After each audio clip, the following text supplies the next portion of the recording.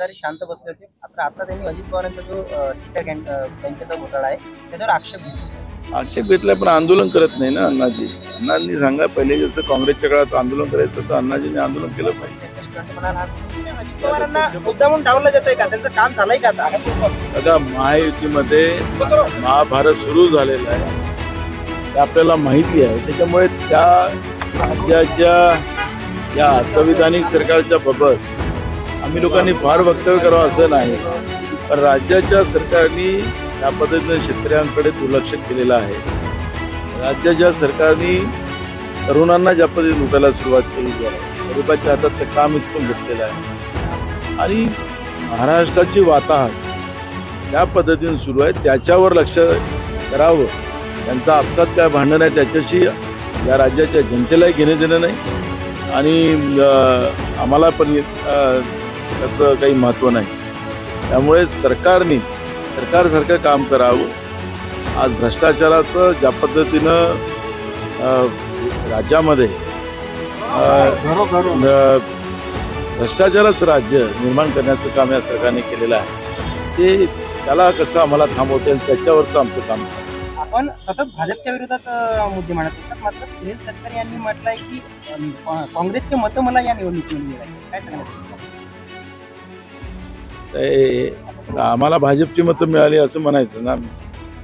तर तो नाही निवडून आलं त्या भागामध्ये कोणाची मतं कोणाला भेटली, जिंकून आलं तर त्याचं फार काही करायचं नाही. आता भविष्यात अजून काय काय आहे ते त्याला आपण ठरवू.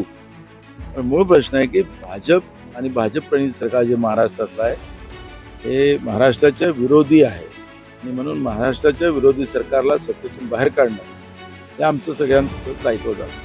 उद्या समन्वय समितीची बैठक आहे, आपण जाणारच नाही बैठक. हे समन्वयाची नाही आहे, राज्याच्या जनतेचं आभार मानायसाठी आम्ही उद्या सगळे एकत्रित येणार. आज वेळेवर हा प्रोग्राम तयार झाला. मी इकडे दौऱ्यावर आहे, त्यामुळे आमच्याकडून आमचे माजी मुख्यमंत्री ज्येष्ठ काँग्रेसचे नेते पृथ्वीराज चव्हाण साहेब आणि आमचे CLP नेते बाळासाहेब थोरात यांना सांगितलं की आपण तिथं उपस्थित.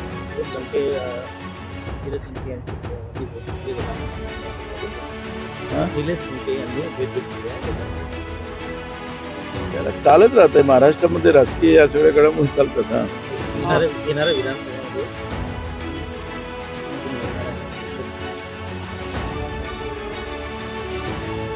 महाराष्ट्र आमचा आहे, आम्ही कुठून लढायचं ते आता वेळ सांगेल. पण आता त्या चर्चा नाही. आता या राज्यातल्या सरकारला ज्या पद्धतीने या सरकारने या महाराष्ट्राचं भकास केलं, महाराष्ट्राला बर्बाद केलं, या सरकारच्या विरोधात आम्ही जे रणसंग फुगलेला आहे आणि हे सरकार सत्तेतून बाहेर काढणं हा आमचा एक उद्देश आहे. आणि म्हणून भाजप प्रणित हे सरकार जे आहे ही महाराष्ट्रासाठी खऱ्या अर्थानं अडचणीची सरकार झालेली आहे. म्हणून या सरकारलाच सत्तेतून बाहेर काढणं हाच आमचा ध्येय आहे. आतापर्यंत अण्णा हजारे शांत बसले होते, मात्र आता त्यांनी अजित पवारांचा जो सीता बँकेचा घोटाळा आहे त्याच्यावर आक्षेप घेतला. आक्षेप घेतलाय पण आंदोलन करत नाही ना अण्णाजी. अण्णांनी सांगा पहिले जसं काँग्रेसच्या काळात आंदोलन करायचं तसं अण्णाजींनी आंदोलन केलं पाहिजे. त्यांच्या स्टंट म्हणाला मी आता त्यांच्याबद्दल ते ज्येष्ठ आहेत त्यांच्याबद्दलची प्रतिक्रिया तशी देता येणार. भुजबळ साहेब वर्षात सिनियर असून सुद्धा आतापर्यंत योग्य संधी मिळाली असल्याची ओबीसीच्या बद्दलचा राग भाजपला राहिलेला आहे. अनेक ओबीसीच्या नेत्यांना त्यांनी संपवलेलं आहे आणि आता योगायोगानं महाराष्ट्रामध्ये भाजपप्रेमी सरकार आहे. पुन्हा त्या छगन भुजबळांना 2.5 वर्ष जेलमध्ये टाकलं, त्यांना पुन्हा आपल्यासोबत घेतलं, मंत्रिमंडळात घेतलं, पण त्यांचं छळ हा संपवला नाही असं चित्र आपण पाहतो. भाजपचे खासदार त्या ठिकाणातून कमी मतांनी उमेदवार आले असा आरोप भुजबळ आणि भाजपवर केला. त्यांचं त्यांच्या हातातला जो महाभारत आहे तो कळत आहे, म्हणून त्याच्यावर फार प्रतिक्रिया देणं काही गरजेचं नाही.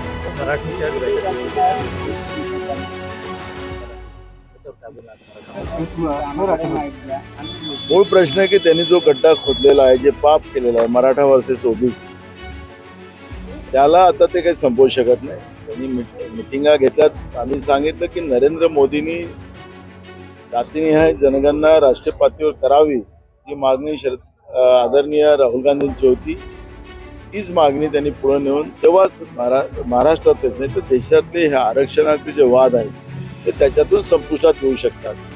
नरेंद्र मोदी सांगतात की आम्ही 2029 मध्ये करू आणि महाराष्ट्रामध्ये ज्या पद्धतीचे आयोग नेमले जातात त्याच्यात मराठ्यांची थट्टा केली जातं, ओबीसीची केली जातं, धनगरांची थट्टा केली जाते, ही थट्टा त्यांनी थांबवावी आणि निवडणुका आहेत त्याच्यासाठी ते मिटिंग घेतील. पण जी काही आरक्षणाबद्दलचा विषय महाराष्ट्रामध्ये सुरू झालेला आहे आणि महाराष्ट्राची बदनामी झालेली आहे, तिला कारणीभूत कोणी असेल तर भाजपच.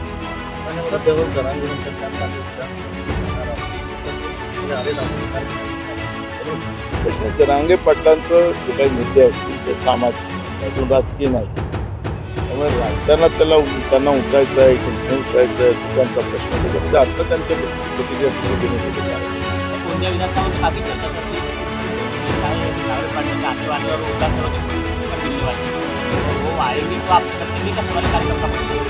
बहुत सारे लोग आने वाले हैं पर एक ही को टिकट देना पड़ेगा ना.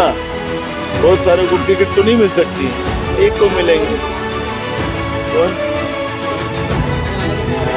जो लोगों के बीच का होगा वो रहेगा.